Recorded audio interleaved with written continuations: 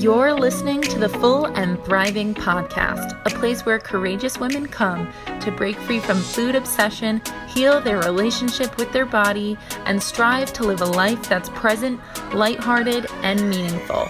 If you're listening, my wish is that this podcast serves as a catalyst that inspires you to nourish your body, nurture your mind, and energize your spirit. I'm your host, Meg McCabe, a certified life coach and eating disorder recovery coach with a PhD in having a good time. Just kidding about that last part. Anyway, thank you so much for listening and enjoy the show. Hello, everyone. Welcome to the next episode of the Full and Thriving podcast. I am super excited today because we have a very special guest. Her name is Chloe Murdoch. She is also an eating disorder recovery coach, so I love speaking to someone who does what I do. And Chloe is just amazing. On Instagram, you can follow her. Her name is Flow with Chloe, which is very catchy in my opinion. And I think you're going to love our chat today. So without further ado, Chloe, welcome to the show. Thank you so much. I'm really excited to be here. You're so welcome. I feel like our listeners are in for a treat because we haven't talked a bunch on this podcast much about veganism and orthorexia and like restoring your body's period. So I figured that's something we could talk about today. But before we do, I'd love to hear a bit about your background and what brought you to becoming a coach today.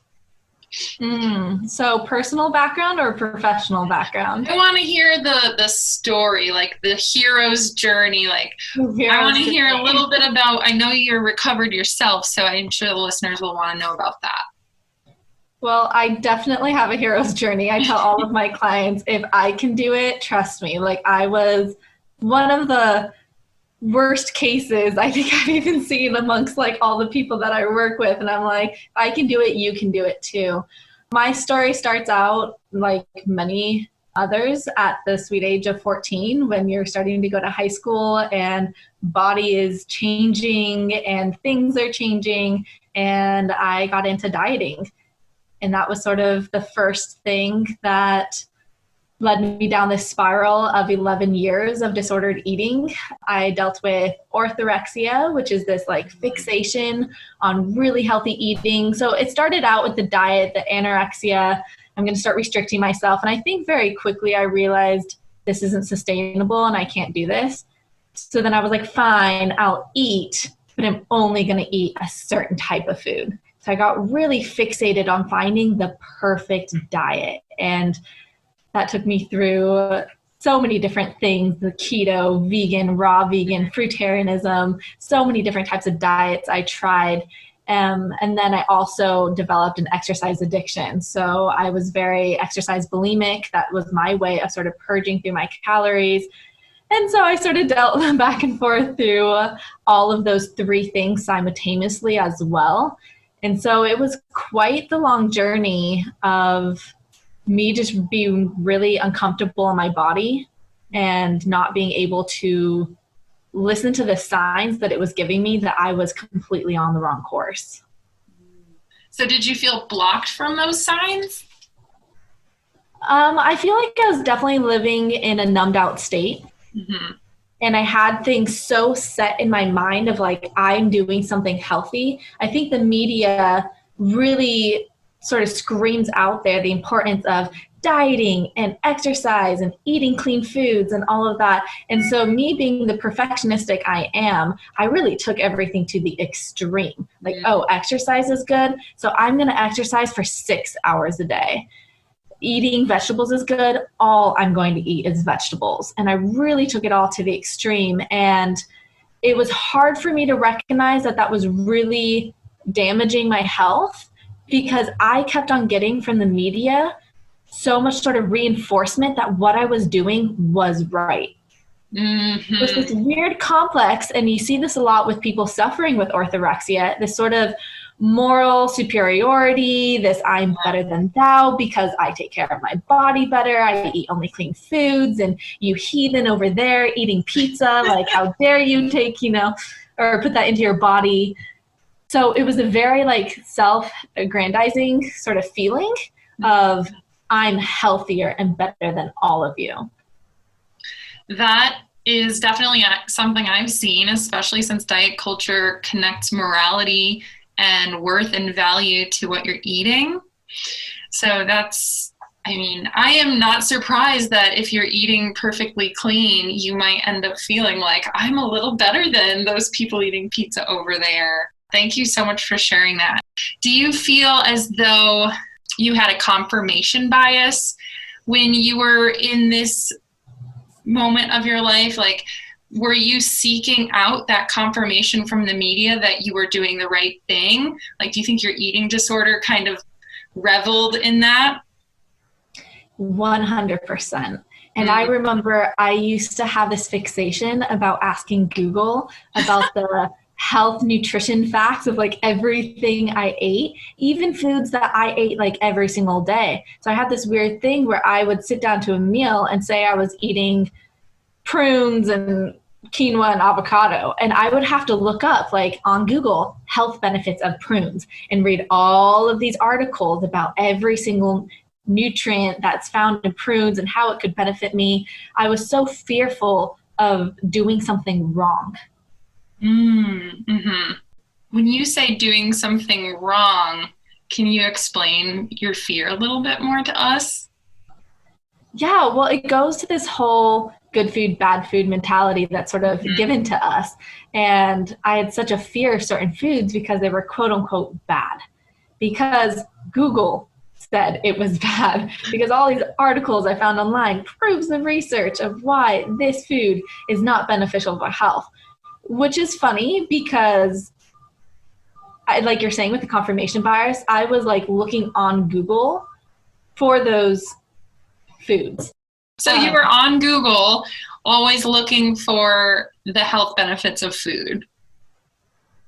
Yeah, so can I take it back to the confirmation bias thing? Yes, yeah. So I was looking on Google being like, why milk is so bad for you.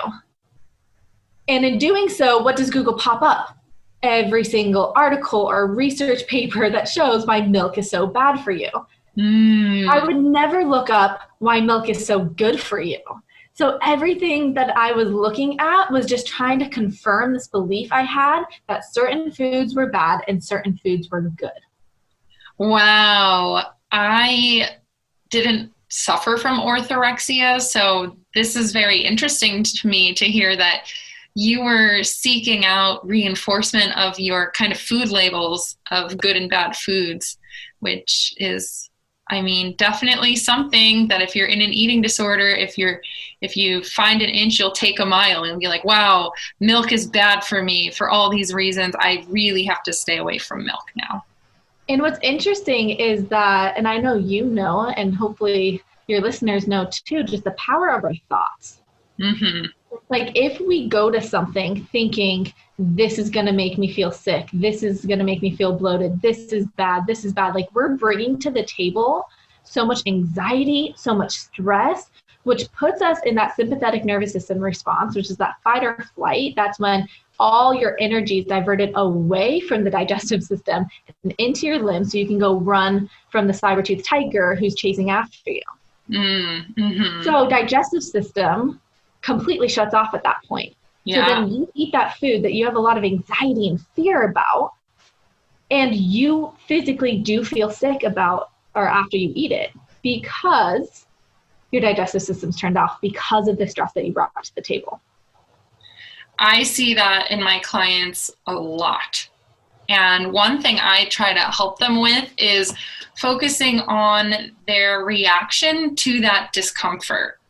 Because I find that I have one of two scenarios usually.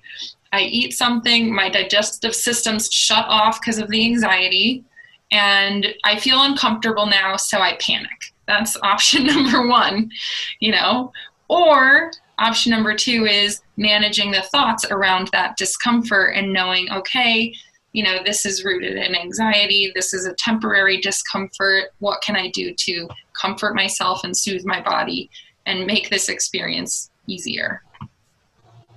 Yeah, 100%. I had a client just yesterday, actually.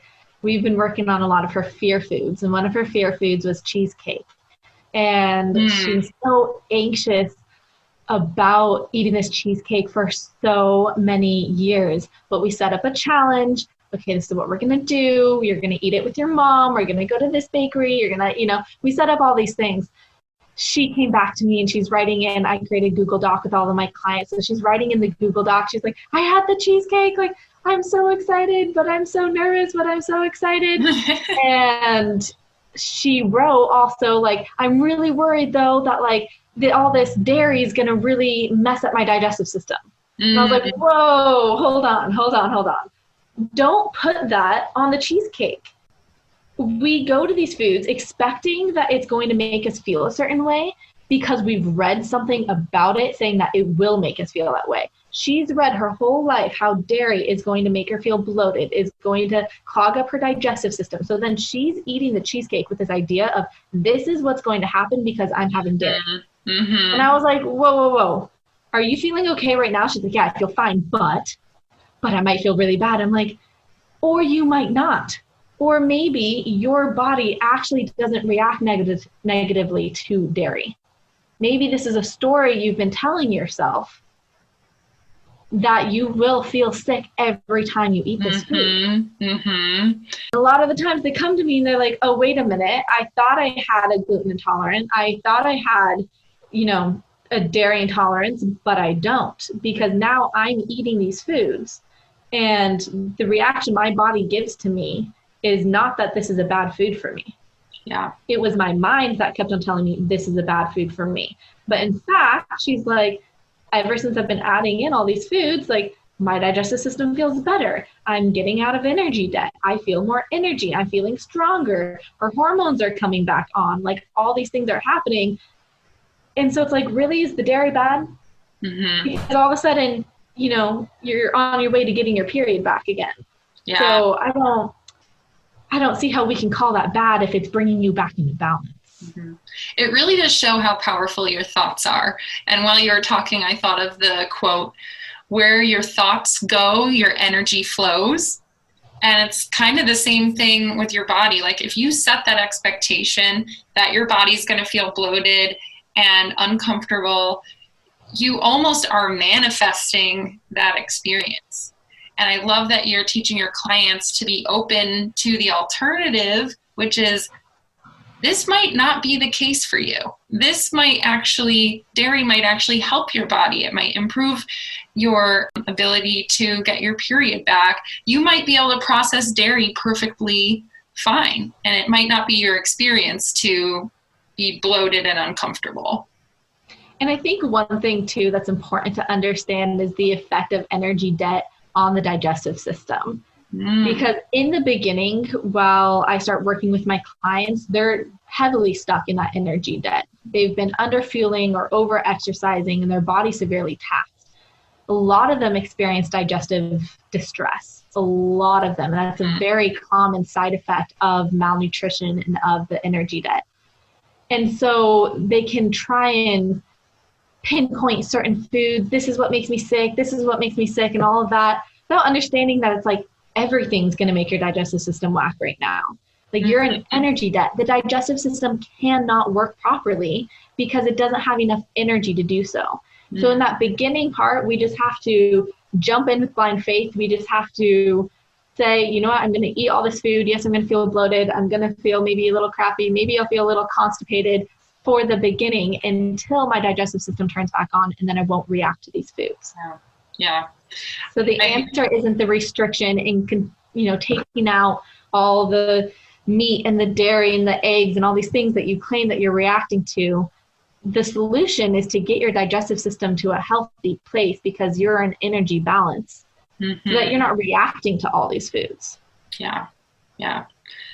I love that, and I'm so glad you are speaking to that right now, because I'm sure there's so many people who think the solution to their digestive problems is to avoid things. Yes, well, I would say that 90% of the clients that I work with are coming from some sort of vegan background. Mm-hmm. And their solution to the digestive distress that they've been experiencing for many years has always been to go on another detox or to do another cleanse. Again, because this is the stuff they see online. People are talking about bloating online and do this 7-day reset with me where I'm just drinking, apple cider vinegar and lemon honey water all day. Mm-hmm. And they think that that's going to be the solution to their bloating, which again, going deeper into energy debt is never the solution to your digestive problems. Never. You need energy to have proper digestion. You need a good amount of food to have proper digestion. And so it's only going to get worse. It might temporarily feel better because they're not eating. And so it's like, I'm feeling light, my digestive system's doing nothing. But then once they start incorporating even the smallest amount of food, they're going to have huge flare-ups. Mm-hmm. And so to bring it back to your story, you were struggling with this orthorexia, purity of food mindset, and also veganism, correct? Like that was part of it for you? I think veganism was the most detrimental diet that I chose during my orthorexic phase. I did go through keto, I went through paleo, I did some other things, but it was definitely the vegan diet that really impacted my health in a negative way above all the other diets that I did, yes. Mm-hmm. So what made veganism so dangerous for you? Well, a vegan diet is lacking in a lot of essential nutrients that our body needs to thrive. And I think it's pretty common. We hear touted online that vegan diet is lacking in B12. And so people say, just as long as you supplement with the B12, you're good. Which I do have to say that supplementation always doesn't work because I was adamantly supplementing with 2 different types of B12, the methylcobalamin and the cyanocobalamin, every single day that I was vegan. And I ended up with a big B12 deficiency. And B12 deficiency is not something to take lightly. It can have serious effects that are long-term and irreversible if taken too far. I was getting a lot of tingling in my hands and my feet. I was getting some sort of nerve damage. I've had a couple clients who are older who have gone through full-on neuropathy where they literally can't even walk on their feet because of the B12 deficiency that they occurred during the time that they were eating a vegan diet. So it's quite serious. But I think we all have heard about the B12, but there's other things like EPA and DHA. You can find ALA, which is a form of omega-3 in plant-based foods, but you cannot find DHA and EPA, except for like in algae. So if you're supplementing with a lot of algae, you might be able to get a little bit of it. But that is crucial for brain functioning. There's no choline. Choline is crucial for your nervous system, for brain development. There's so many things that choline is essential for. There's vitamin D, vitamin A in the form of retinol and not beta carotene. So carrots have vitamin A, but it has it in the wrong form. We need vitamin A in the form of retinol. That is what our body needs to build up sex hormones, to have proper eye functioning and all of that.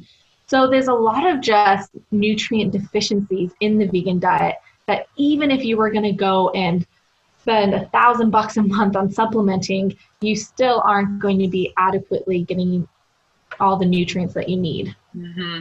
That's so informative and helpful to just remind those listening of how many side effects there are to the vegan diet that you might not be aware of. Yeah, and it's, nutrition aside, it's a very restrictive diet. And I think anyone coming from a restrictive eating disorder, trying to recover while doing something that's so innately restrictive. And I know online we like to hear that the vegan diet is full of abundance. You can eat an abundance of plant foods. Don't fall into that trap. Yeah. It is not abundant. It cuts out all fish, all dairy, all meat, eggs. It cuts out a huge portion of food. And I think just on the eating disorder mind, to do a diet that's that restrictive is not going to allow you to fully mentally heal, which is a huge part of the recovery process. I talk a lot with my clients, okay, we have to physically, nutritionally rehabilitate your body. We got to get you back to a healthy state. But we also have to rewire all this fear and anxiety you have around food. And I think trying to recover on a plant-based diet is not getting rid of all that fear and anxiety, because you're still anxious about the butter and the meat and anything, you know, that's put in front of you. You have to ask, was there butter in this? Was there cheese in this? Like, and that's not conducive to letting go of all your eating rules and feeling free around food and recovering from your eating disorder. Yeah. Whenever I have clients come to me with veganism, I actually consider that a disordered behavior. And like deep down, I kind of categorize it as a behavior. And I know there's a lot of morality and really strong values connected to veganism. So what do you say to those clients who are really attached to veganism for the moral reasons connected to like humanitarian things and the health of the world and the animals and the planet? I tell them I completely understand. Like, I completely understand. And I think one good thing that the vegan sort of movement has brought to everyone's attention is the atrocities of factory farms and how we do animal agriculture in the United States and around the world. It's everywhere. It's not just here. I think that that is something good that we have learned from that, but we can't throw the baby out with the bathwater. Just because there are certain farms who are doing inhumane things doesn't mean that eating animals is wrong and is bad for the environment. I have worked at a local organic farm for the past 5 years. He's one of the biggest organic farmers in my county. He's an amazing man, and he has taught me a lot about regenerative farming and about the importance of having animals on your land. We need the chickens to be around pooping on the ground to make the land fertile.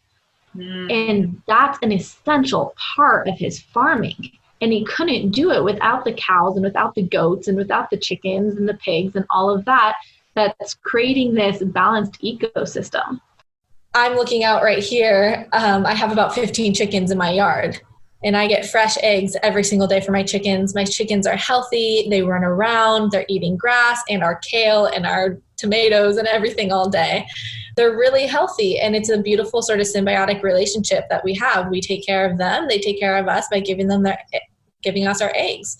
And so I understand, and it's a really hard topic to dive into, the more ethical and morality part of it. But I think that sort of plays into the orthorexic thing too, of this, you feel like you have to be so above everyone else and do all these morally great things, even if it's destroying your health.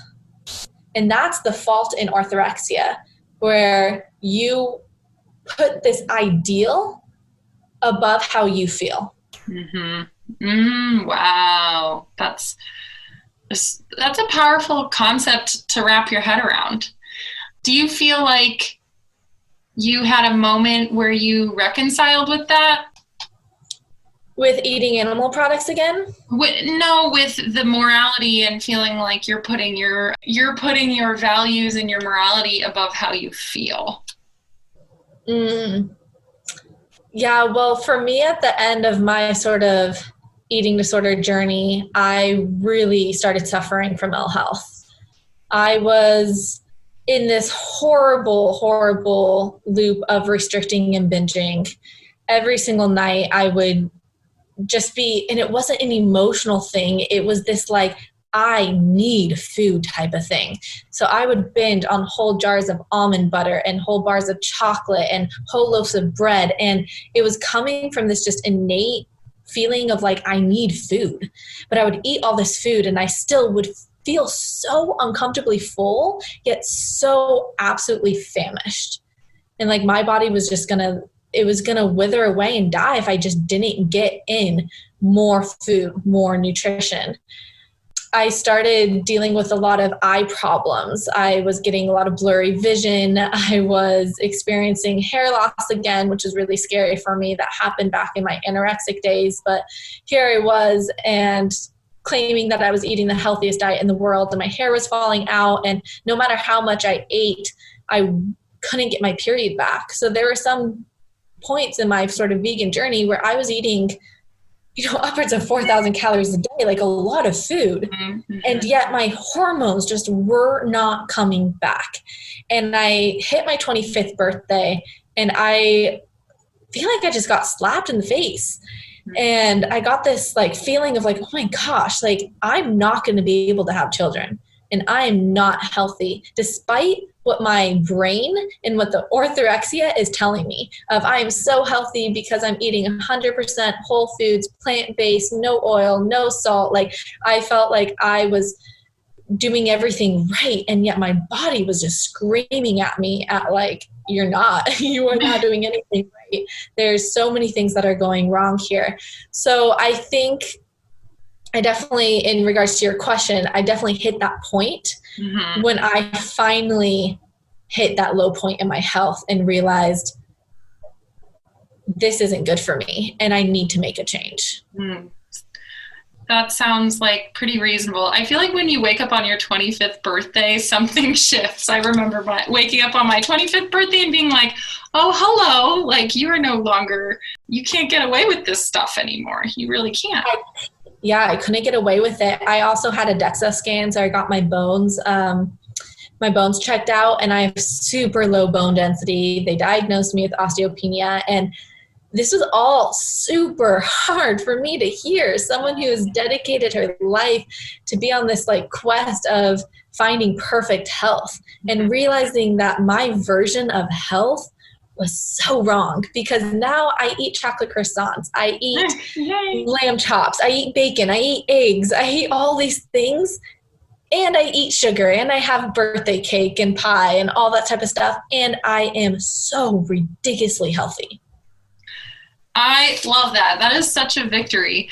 What did you do like from that moment? So you hit that moment of realization, and then what changes did you start to make so that you could get your period back and restore your health?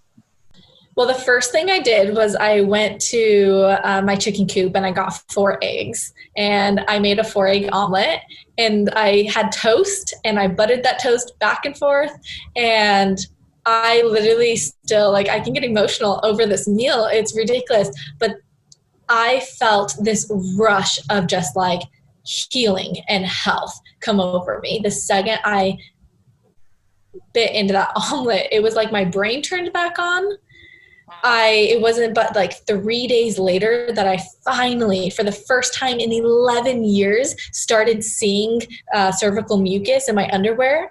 It took me 3 days of eating animal products to see my hormones start to be produced again. And it was so amazing. I told myself when I was eating that omelet, I was like, I'm just going to go slow. Like I feel like every vegan does. I'm just going to eat eggs. Maybe I'll add in some fish, and then maybe eventually a little bit of dairy and things like that. And that night I found myself at Whole Foods buying lamb chops. Like my body wanted it so badly. And mind you, I was to the point where I was like, this is it.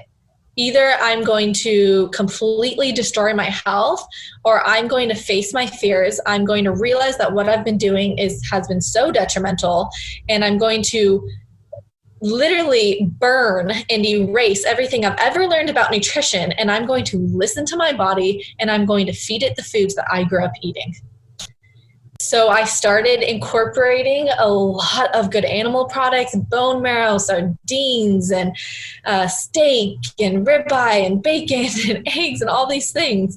I started adding those all in, and then it wasn't until a couple months later till I really wanted to get to that place of full recovery that I realized I need to stop exercising, because the exercise was always such a hindrance to my recovery. It was such a stress on my body, and I made myself exercise so much with little to no rest days. And so I remember it was Thanksgiving that I finally was like, this is it. I can't take this anymore. I'm completely cutting out exercise. I'm eating an abundance of food. I was eating quite a lot of nourishing food. And it wasn't but a month and a half later, right on December 31st, I had told my mother, I was like, if I don't get my period back before the new year, then I'm going to go see a gynecologist. Then I'm going to try and work it out and see what we can do. And it was December 31st, my period came, and I've had cycles ever since. Yay! Oh my gosh, that is such an amazing story. So this was December 31st, 2019? 2019, and I just last week had my 11th cycle. That is amazing. And how did you feel when you finally got your period back? I felt like a completely different human being. I felt like a woman again. Like, speaking to that whole, like, you turn 25 and then you realize, like, oh wait, I'm not a little girl anymore. Like, I got to learn how to take care of myself. Mm-hmm. And I finally felt like I was the woman that I had always tried to be. But now I felt like I was just embodying her, both in my energy, because I felt super grounded because I was eating so much nourishing food, but also in just the way I physically looked. I know weight gain is super hard for a lot of people, but for me, it was really this experience of stepping into that womanly body that I wanted. Mm-hmm. I didn't want to be that little girl anymore who was shy and who was hiding herself away. I wanted to be that vivacious, bright woman. And I wanted to show that in the way I physically looked. Mm-hmm. Yeah, I definitely can connect with that feeling. Like, when you're super underweight, emaciated, not getting your period, there is a part of you that's just like, I feel like I'm stuck in this little girl body. And once you can finally restore the weight, get your period back, it does feel very empowering. Yeah, and it felt so good to know that my body was on my side.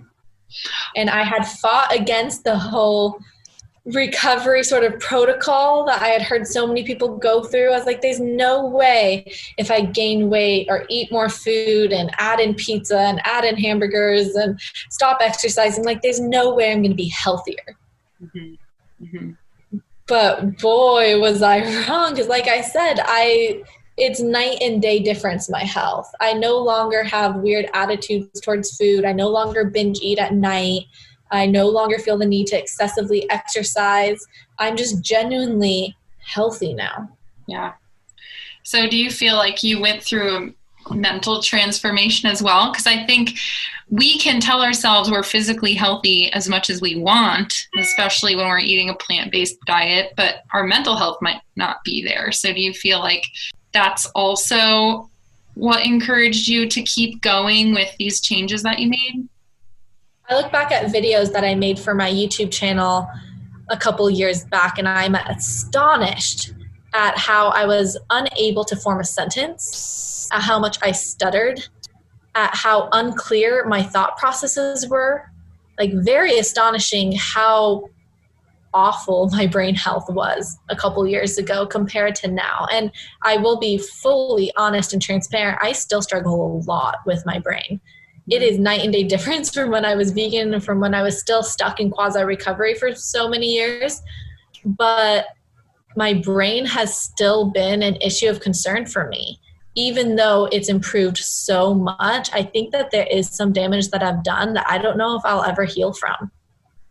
But mentally, in terms of my relationship to food, my relationship to body, that completely 100% has changed.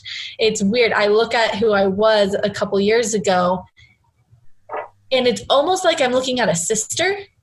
Like, it doesn't feel like it's me, but yet I feel like I know that person so well, but yet I don't resonate with her and her energy and her emotions and her thoughts and her behaviors. I don't resonate with that at all. I'm so completely different now. Mm-hmm. What do you recommend for those who might be stuck in a vegan diet or stuck in, like, full-blown orthorexia? What do you recommend for them to do to restore their periods? if they have lost them? First off, stop listening to the podcast about nutrition. Stop reading all of the books. Stop looking up on Google all of the articles that is just trying to confirm that your diet that you currently believe in is correct. Because if you do not have a period, and if you are in energy debt, you're not healthy.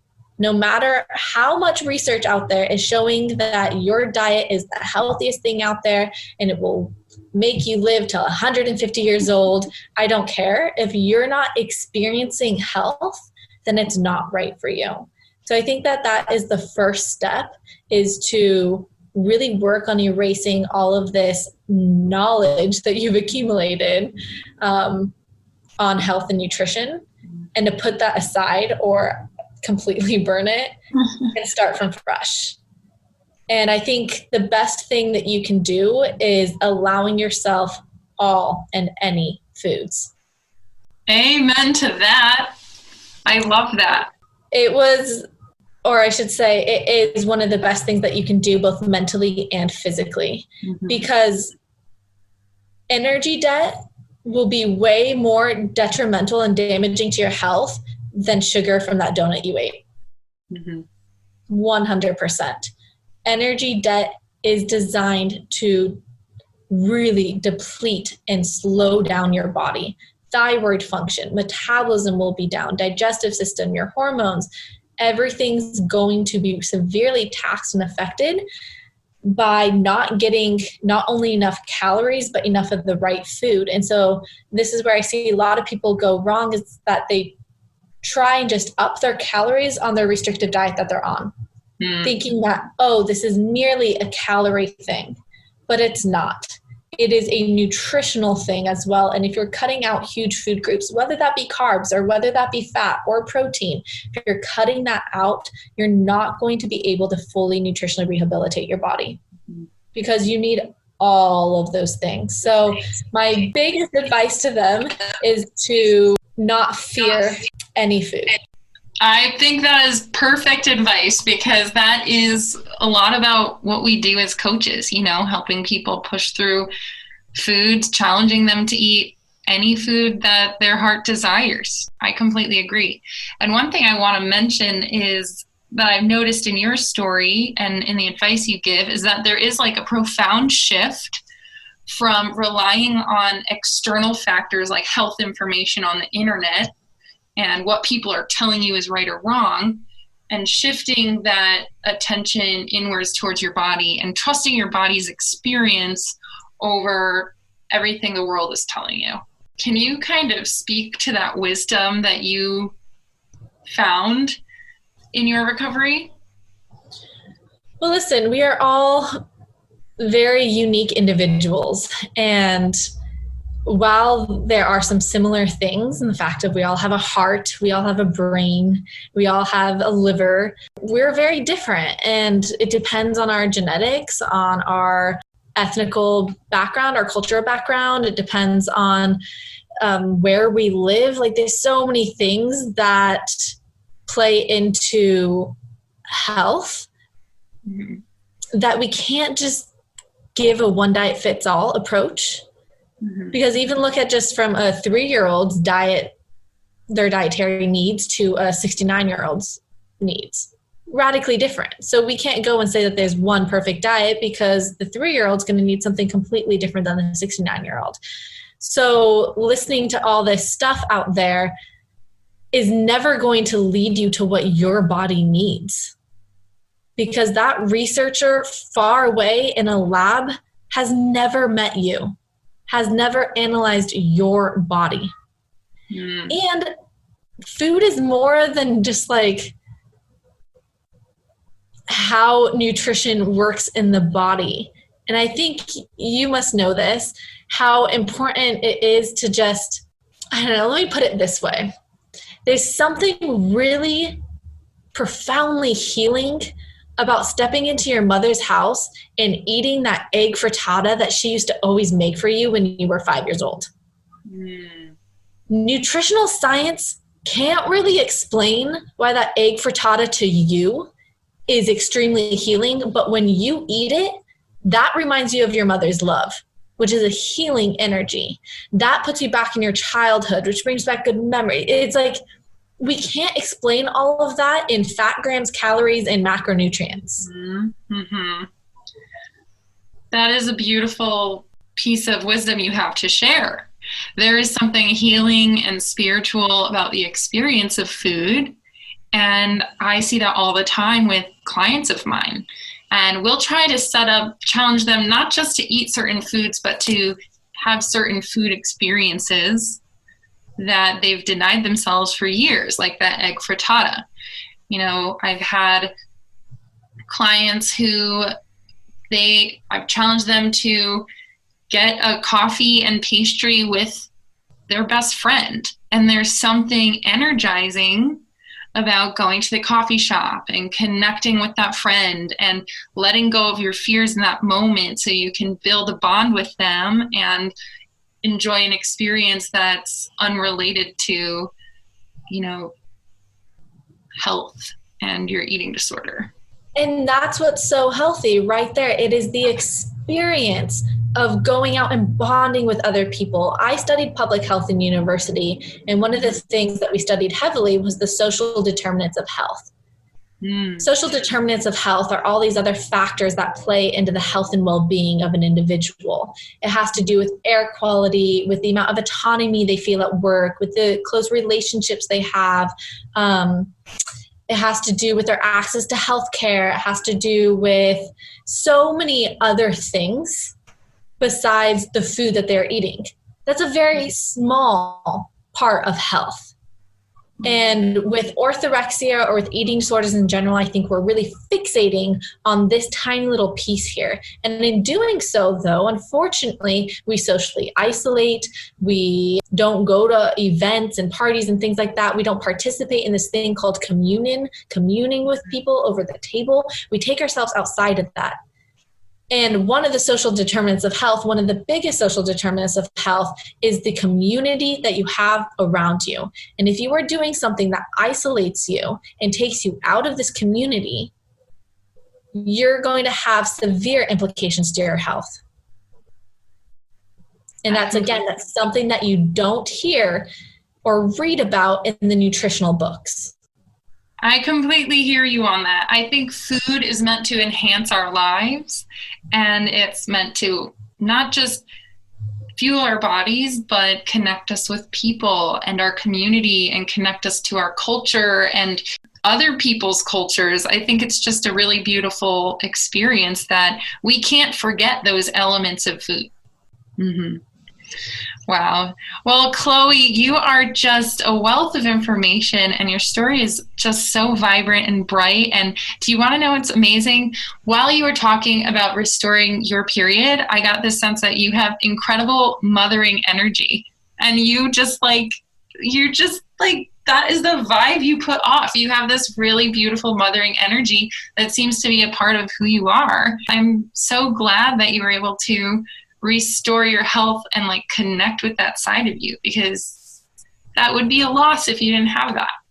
Oh, thank you. That's really interesting that you mentioned that, because while I was stuck in quasi recovery, I thought I hated children. I was like, I never want to have children. I couldn't stand to be around my nieces and nephews.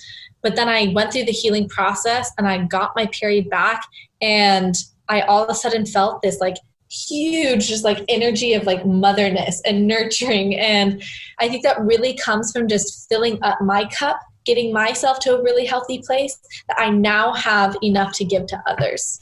Mm-hmm. And you can't do that if you're so preoccupied about your own health and about how much calories was in your breakfast.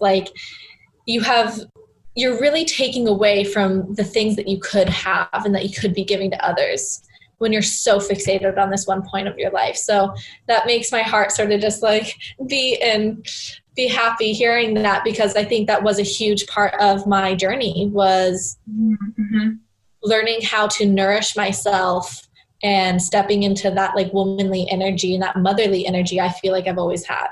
Oh, that's so beautiful. That you definitely have that within you. So it's really amazing to see that just shine through you as a person. Chloe, let us know, how can people find you online? Well, a couple different places. Instagram, I'm there daily. I know Mike follows me a lot. I'm posting daily stories, all of that. It's a great place to message me on Instagram. I respond to every single message I get. But if you're wanting deeper content and really hearing me talk about various things like energy debt or why veganism may not be the best to support your health or how to get your period back, then I definitely recommend finding me on YouTube. Both is Flow with Chloe, so you can find me in those two places. Amazing. That's awesome. And, before I let you go, I just remembered one question I wanted to ask you, kind of a tangent. But what do you love about being an eating disorder recovery coach, and why do you feel like it's an important part of the recovery process? Because we're two coaches here. It's not a very known thing yet, and I'd love to hear your thoughts on that. I love that I can create a friendship with my clients. I think therapy is great and it's so necessary, and I applaud all of the therapists and dietitians and psychiatrists and stuff out there that are working with people in the eating disorder field. Great support and health. But as a coach, I'm stepping into this like, I'm here for you, babe.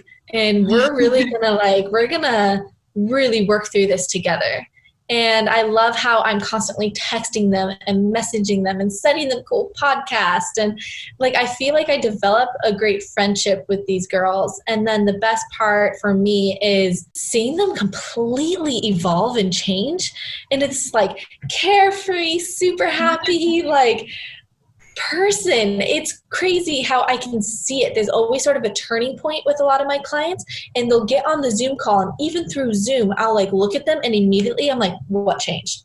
Something completely changed. And they're like, Chloe, I don't know, but I'm just everything in life's just working. And I'm feeling so connected to myself. I'm I can tell you're holding your head up higher. You look more excited. Your eyes are brighter. And I think that just every time just literally makes me want to tear up and cry. And I do cry on the sessions with my clients because I get so teary-eyed about the improvement that they make. And knowing that I helped in that I helped give them the permission to take care of themselves it's absolutely amazing, and I absolutely love having this more intimate relationship with the people I work with. I completely agree. It's a beautiful relationship. I love the friendship as well, and just being there to guide them through their recovery experience and support them. It's a really special career path. So I'm glad that you are loving it as much as I am. And I'm so excited that we have